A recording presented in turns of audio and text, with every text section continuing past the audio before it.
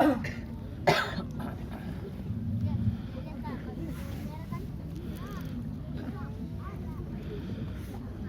الحمد لله نحمده ونستعينه ونستغفره ونعوذ بالله من شرور أنفسنا وسيئات أعمالنا. من يهده الله فلا مضل له ومن يضلل فلا هادي له.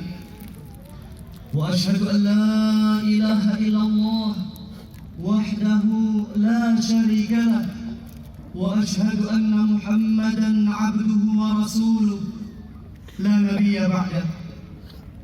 يا أيها الذين آمنوا اتقوا الله حق تقاته ولا تموتن إلا وأنتم مسلمون. يا أيها الناس اتقوا ربكم الذي خلقكم من نفس واحدة وخلق منها زوجها وبث منهما رجالا كثيرا ونساء، واتقوا الله الذي تساءلون به والأرحام إن الله كان عليكم رقيبا. يا أيها الذين آمنوا اتقوا الله وقولوا قولا سديدا يصلح لكم أعمالكم ويغفر لكم ذنوبكم، ومن يطع الله ورسوله فقد فاز فوزا عظيما. أما بعد، فإن خير الحديث كتاب الله، وخير الهدى هدى نبينا محمد صلى الله عليه وسلم، وشر الأمور محدثاتها، فإن كل محدثة بدعة وكل بدعة ضلالة وكل ضلالة في النار. الله أكبر الله أكبر، لا إله إلا الله والله أكبر الله أكبر ولله الحمد. عباد الله، اتقوا الله تعالى في السر والعلن وراقبوه فإنه معكم بعلمه واطلاعه. Jamaah salat ini Allah Subhanahu wa taala muliakan. Bertakwalah kepada Allah Subhanahu wa taala dalam kesendirian kita ataupun ketika kita berada di tengah halayak ramai, dan hadirkanlah pengawasan Allah Subhanahu wa taala dalam setiap ucapan dan perbuatan kita, karena sesungguhnya Allah senantiasa membersamai kita dengan ilmu dan pengawasannya.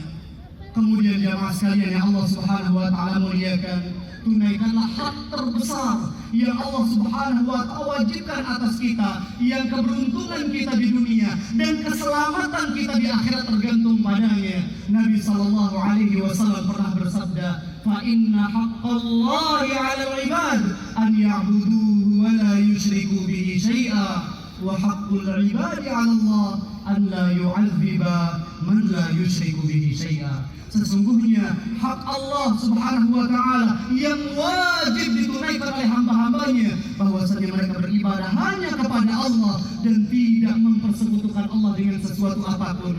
Adapun hak hamba yang akan Allah tunaikan apabila mereka menjamin hak Allah Subhanahu wa taala mereka tunaikan, Allah tidak akan pernah menyiksa mereka yang tidak mempersekutukan Allah dengan sesuatu apapun. Jamaah sekalian yang Allah Subhanahu wa taala muliakan, maka perhatikanlah perkara tauhid kita, perhatikanlah seluruh ibadah kita, hadapkanlah wajah kita hanya kepada Allah Subhanahu wa taala. Qul inna salati wa nusuki wa mahyaya wa mamati lillahi rabbil alamin. Katakan kepada mereka, wahai Muhammad, sesungguhnya salatku, manasikku, hidup dan matiku hanya untuk Allah Rabb semesta alam, la syarikalah. Tidak ada sekutu bagi Allah Subhanahu wa taala di dalam peribadatan hamba-hambanya. Wa bidzalika umir, dan untuk merealisasikan perkara itulah aku diperintahkan. Jamaah sekalian yang Allah Subhanahu wa taala muliakan, kemudian lihatlah, jangan sampai ada noda kezaliman yang paling agung di dalam catatan amalan kita.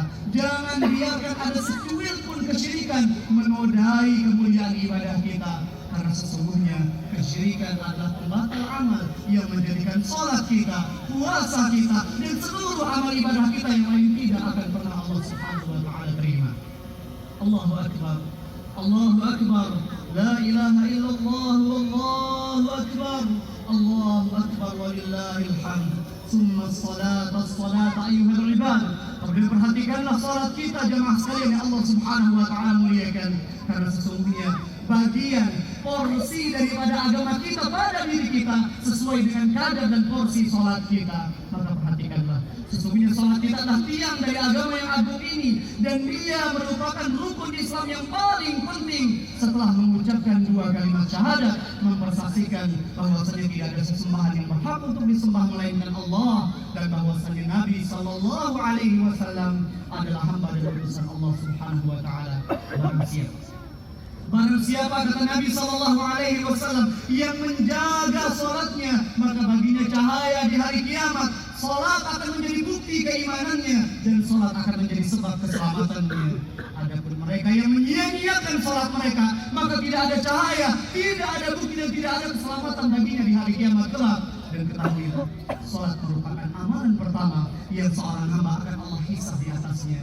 Jika sholatnya baik, maka diharapkan seluruh amal ibadahnya yang lain pun akan baik. Namun celaka, sungguh celaka orang-orang yang sholatnya rusak. Allah Subhanahu Wa Taala menyebutkan, Allahu Akbar, Allahu Akbar, La ilaha illallah, Wallahu Akbar, Allahu Akbar, walillahil hamd. Kemudian perhatikanlah jamaah sekalian, perhatikanlah keadaan hati kita, karena sesungguhnya hati kita adalah penjamin kebaikan seluruh organ lain di dalam tubuh kita. Nabi Sallallahu Alaihi Wasallam bersabda, Ala inna fil jasadi mudghah, idza salahat salahal jasadu kullu, wa idza fasadat fasadal jasadu kullu, ala wahyal qalb. Sesungguhnya di dalam jasad seorang hamba terdapat segumpal daging, yang apabila daging itu baik-baik seluruh anggota tubuhnya, namun apabila daging tersebut rusak, maka rusaklah seluruh anggota tubuhnya. Hati merupakan pemimpin untuk setiap organ di anggota tubuh kita yang lain. Kepadanya lah mereka taat dan tunduk. Maka perhatikanlah keistiqomahan hati kita. Kemudian setelah kita mampu menata hati kita di atas tauhid, kita menata hati kita di atas petunjuk dan sunnah Nabi Sallallahu Alaihi Wasallam, mampulah untuk menjaga lisan-lisan kita dari segala sesuatu yang mampu mengundang dan mendatangkan kemurkaan buat kita. Jamaah sekalian yang Allah Subhanahu Wa Taala muliakan, bisa jadi, kata Nabi Sallallahu Alaihi Wasallam, bisa jadi seseorang mengucapkan sebuah ucapan yang dia anggap hina, yang dia anggap kecil, dia tidak pedulikan. Namun karenanya ia tersungkur ke dalam neraka jahanam sejauh jarak antara timur dan barat. Na'udzubillah ta'ala.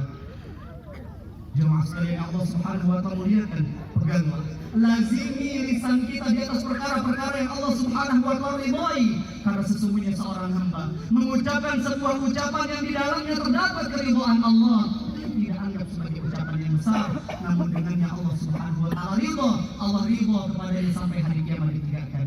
Jamaah sekalian yang Allah Subhanahu Wa Taala muliakan, dua organ di dalam tubuh kita ini kecil ukurannya, besar pengaruhnya terhadap keimanan seorang hamba. Karena Nabi Sallallahu Alaihi Wasallam bersabda, La yastaqimu imanu abdin hatta yastaqima qalbuhu, wa la yastaqimu qalbuhu hatta yastaqima lisanuhu.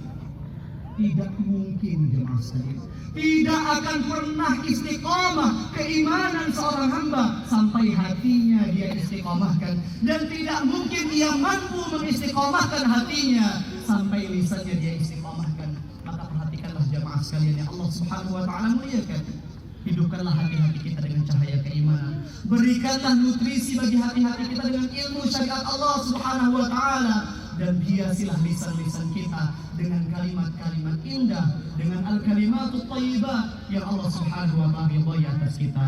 Allahu Akbar, Allahu Akbar, La ilaha illallah, Wallahu Akbar, Allahu Akbar, walillahil hamd.